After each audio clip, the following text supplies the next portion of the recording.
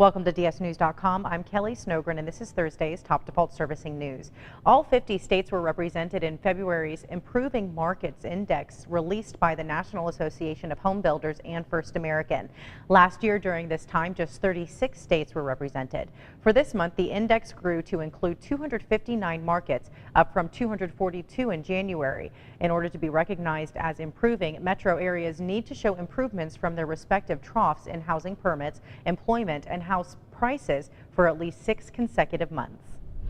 In response to the data, NAHB Chairman Rick Judson said, quote, "The fact that all 50 states now have at least one metro on the improving list shows that the housing recovery has substantial momentum and continues to expand from one market to the next. Of course, there is still much room for improvement in metros that have not yet been listed, as well as those that have," end quote.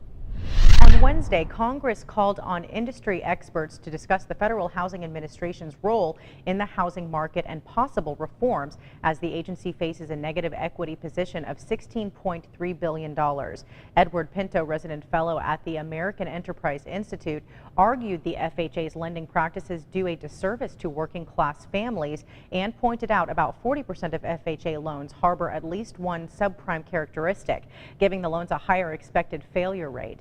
Julia Gordon, Director of Housing Finance and Policy at the Center for American Progress Action Fund, defended FHA during the hearing and said without the agency, home construction would have decreased 60% more than it did during the crisis, and home prices would have fallen an additional 25%.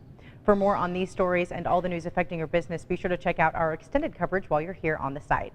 Thanks for joining us. We'll see you again on Friday. Until then, stay with dsnews.com for all of your most relevant default servicing news.